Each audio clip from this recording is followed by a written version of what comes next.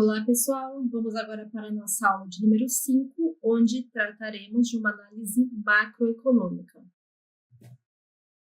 A macroeconomia é um campo de estudo voltado para a perspectiva geral das condições de produção e crescimento econômico. Nessa visão de estudo, as variáveis econômicas são analisadas de forma agregada e o objeto de análise é simbolizado pelos países ou aglomerados econômicos, como, por exemplo, o Mercosul e a União Europeia. Um dos principais indicadores de análise macroeconômica é o PIB, que é o Produto Interno Bruto, que mede o total da produção de um país em um determinado período. A macroeconomia ela vai ser influenciada por um conjunto de fatores que impactam os seus objetivos e resultados. E esses fatores determinantes são basicamente as forças internas de mercado, as perturbações externas e as políticas macroeconômicas, que a gente vai estudar agora adiante. As forças internas de mercado são as influências das unidades produtivas internas. Quem são essas unidades produtivas internas? São os empresários, os produtores rurais, as associações comerciais, que são os responsáveis pela alteração da curva de oferta e demanda e que, de certa forma, irão impactar a macroeconomia quando analisados conjuntamente. Outro fator determinante são as perturbações externas, ou seja, as alterações e influências de ordem macroeconômicas, geradas por outros países ou blocos econômicos, que poderão impactar, influenciar a economia de um país específico. Para dar um exemplo, os Estados Unidos eles podem impor uma série de embargos e aumentar as taxas de tributação sobre produtos importados. O resultado disso pode ser a diminuição das vendas desses determinados produtos pelo Brasil. Com esse cenário, o Brasil deverá exportar menos para os Estados Unidos, afetando, consequentemente, a balança comercial brasileira, visto que mais produtos deverão ser consumidos pelo mercado interno, o que poderá gerar uma retração na produção do mercado brasileiro, podendo até interferir nas taxas de nível de emprego. Da mesma forma que sofre influências externas, a macroeconomia também é regida pelas políticas macroeconômicas, que são instrumentos utilizados pelo governo ou pelo Banco Central para tentar intervir sobre a dinâmica econômica e política, ou também fiscal de um país, e também terão impacto na macroeconomia. De maneira geral, a gente pode dizer que a macroeconomia tem por objetivos: primeiro, o rápido crescimento da população; em segundo lugar, um nível de empregos elevado; e em terceiro lugar, a estabilidade do nível de preços.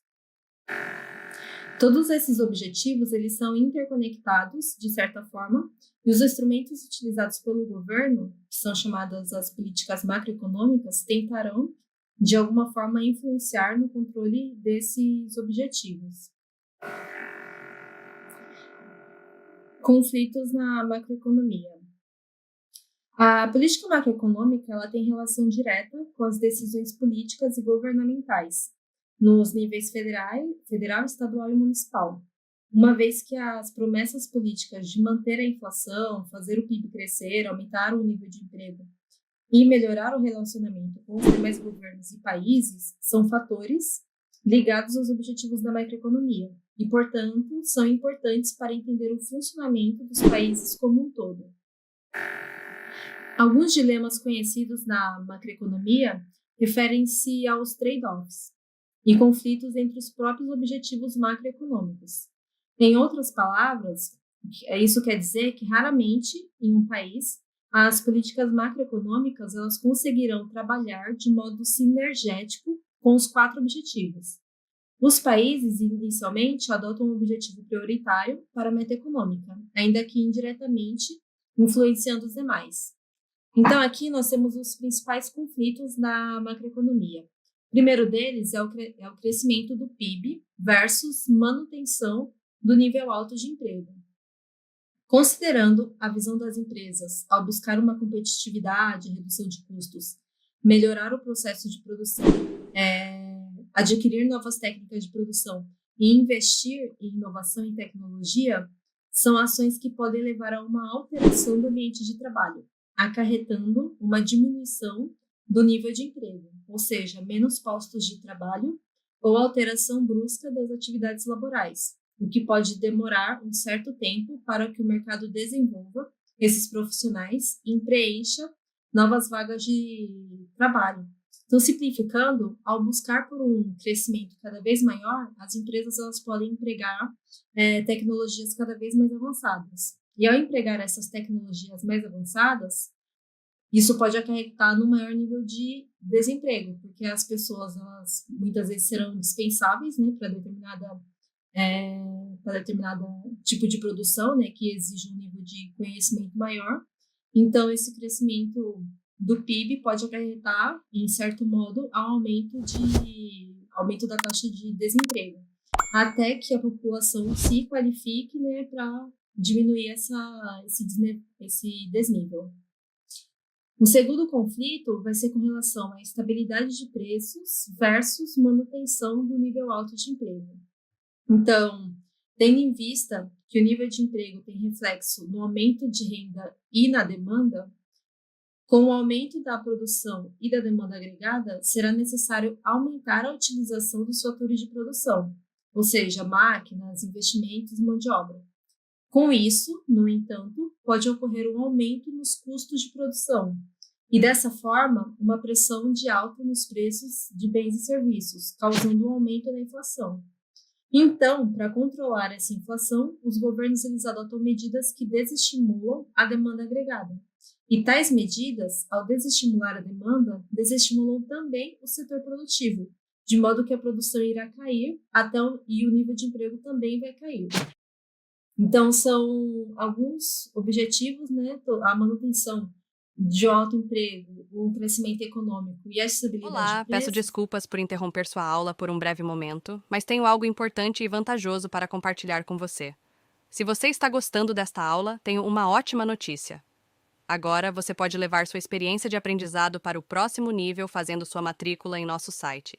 Ao se matricular, você terá acesso exclusivo a uma série de benefícios. Primeiro, você pode baixar a apostila completa do curso em PDF, perfeita para acompanhar as aulas e revisar o conteúdo sempre que precisar. Além disso, ao concluir o curso, você terá a oportunidade de adquirir um certificado de conclusão, um grande passo para o seu desenvolvimento profissional e acadêmico. E sabe o que mais? Ao assistir às aulas diretamente em nosso site, você terá uma experiência de aprendizado sem interrupções ou propagandas. Isso significa mais foco e eficiência no seu estudo. Então, não perca essa chance. Clique no link na descrição deste vídeo ou visite nosso site para se matricular agora mesmo. É rápido, fácil e vai transformar a maneira como você aprende. Agora, vamos voltar à aula. Obrigado por sua atenção e nos vemos no site. E a estabilidade de preços são todos objetivos macroeconômicos. Mas, de certa forma, é muito difícil você alcançar todos esses objetivos ao mesmo tempo, pois ao priorizar um objetivo, a gente pode estar deixando de lado um segundo objetivo macroeconômico. Então, é disso que se trata quando a gente diz respeito aos conflitos na macroeconomia. Instrumentos de política macroeconômica. Para atingir os objetivos da macroeconomia, a política macroeconômica ela é decomposta em outras 4 políticas, que é a política monetária, fiscal, cambial e de renda, que irão interferir no funcionamento do mercado e, de alguma forma, poderão impactar o alcance dos objetivos macroeconômicos. Então, primeiramente, a política monetária. Ela é executada pelo Banco Central e tem como objetivo manter a estabilidade de preços e a inflação. Então, como que o Banco Central ele vai implementar a sua política monetária? Controlando a quantidade de moedas em circulação, controlando a oferta de crédito e também controlando a taxa de juros. Esse tipo de política, controlando o fluxo da moeda e o funcionamento do sistema financeiro, vai influenciar diretamente o crescimento da produção interna, assim como a estabilidade dos preços dos bens e serviços, impactando tanto no PIB quanto na inflação do país. Da mesma forma, a política monetária ela pode ter um viés expansionista para estímulo da produção e emprego, ou pode ser mais restritiva para a redução da oferta de moeda ou o aumento das taxas de juros para controle da inflação. Então, citando o exemplo, né, que a gente está vendo agora, após a pandemia, após o período mais crítico, né, da pandemia da Covid-19, um aumento generalizado na inflação em vários países. E os bancos centrais, para tentar controlar essa inflação que foi causada pelo um grande aumento de demanda pelos produtos, e os produtores eles não conseguiram oferecer uma oferta suficiente, né, para essa demanda, que gerou a inflação. Os bancos centrais eles vão aumentar as taxas de juros, com o objetivo de controlar essa demanda por bens e serviços da população. Então, é muito comum que quando a inflação aumente, o próximo passo vai ser um aumento das taxas de juros, para tentar controlar essa inflação.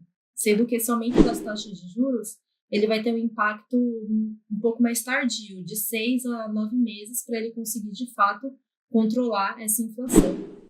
A segunda política que pode ser implementada é a política fiscal, que é executada pelo governo e tem como objetivo equilibrar os gastos públicos e controlar a captação de impostos.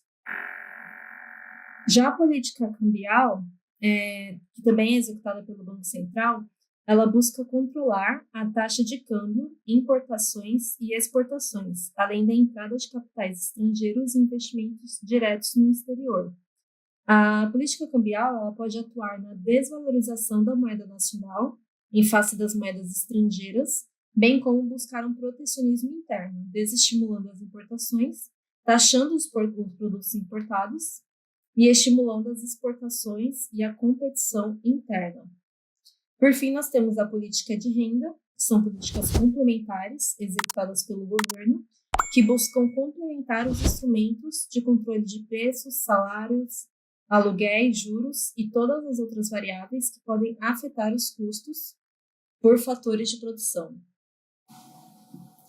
O crescimento da produção de um país é um dos indicadores utilizados pela economia para acompanhar o crescimento econômico, ou seja, para saber em que medida determinado país ou região está sendo responsável por toda a produção de bens e serviços que são entregues para a sociedade. Para avaliar esse crescimento, o principal indicador é o PIB, o Produto Interno Bruto. Ele é o indicador de fluxo de novos bens e serviços finais produzidos por um país durante um dado período de tempo. Esse índice ele é determinado pela soma dos valores adicionados em todos os setores da economia, e essa soma equivale à adição de salários, lucros, juros e aluguéis pagos na economia ao longo de determinado período. Para mensurar a produção do país, o PIB irá considerar tudo aquilo que foi produzido, bens ou serviços, e que foi entregue para a sociedade, sem considerar os intermediários na produção. Nesse sentido, o PIB potencial será caracterizado como nível máximo de produção que a economia pode alcançar, mantendo a inflação estável. Sob a ótica da oferta, o PIB ele vai ser a soma das riquezas produzidas por um país. Aqui entra o resultado de 3 esferas de produção de economia: a indústria, de transformação, construção, eletricidade, água, entre outras, a agropecuária, produção animal, agricultura e outras, e também serviços, comércio, saúde, alimentação, seguridade social, bancos e escolas. Já sob a ótica da demanda, o PIB ele está relacionado ao ponto de vista daqueles que consomem os recursos, ou seja, remete à soma do consumo das famílias, do consumo do governo, dos investimentos públicos e privados e das exportações líquidas. Em tese, os resultados devem ser equivalentes para ambas as formas de cálculo. A análise do crescimento econômico baseado no PIB leva a 2 importantes reflexões. A primeira refere-se ao aumento da produção de produtos, bens e serviços durante um determinado período, caso o indicador tenha sido superior ao mesmo período do ano anterior. E a segunda reflexão refere-se ao aumento dos preços pagos para as aquisições de bens e serviços durante o mesmo período em comparação ao ano anterior. Por isso é muito importante a gente fixar o seguinte, que o aumento do PIB ele pode ser reflexo tanto do aumento da produção, podendo representar uma melhora na qualidade de vida, quanto ao aumento dos preços pagos pelos bens e serviços finalizados, o que pode significar que o custo de vida está mais alto, mas não necessariamente maior. Por isso, a gente tem que tomar muito cuidado ao analisar o crescimento econômico somente com base no PIB, porque ele pode ser, sim, um indicador de crescimento econômico e de uma maior produção, de fato, né, de um país, mas ele também pode estar refletindo o aumento dos preços, que faz com que os preços dos serviços e dos produtos aumentem e que dá essa falsa sensação de que o PIB subiu, quando na verdade o que aconteceu foi uma inflação, um aumento generalizado dos preços. Por isso que, apesar de ser um indicador macroeconômico importantíssimo, ele tem que ser analisado junto com outros fatores, como, por exemplo, a inflação, a taxa de juros básicas de um país, para ver se ele realmente está refletindo um crescimento econômico e uma melhora na qualidade de vida da população. Então, finalizamos aqui mais essa aula. E aí, tudo bem? Estou passando apenas para deixar um recado bem rápido para você que acabou de ver essa aula e que gostaria de assistir a todas as aulas desse curso.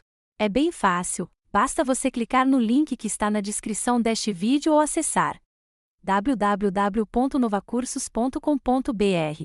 Fazendo sua matrícula em nosso site você terá acesso a todas as aulas desse curso e mais centenas de outros cursos, além de poder fazer avaliação. E caso você queira, poderá estar adquirindo o certificado com um valor bem acessível. Esse foi o recado que eu queria dar, aguardo sua matrícula. Até breve!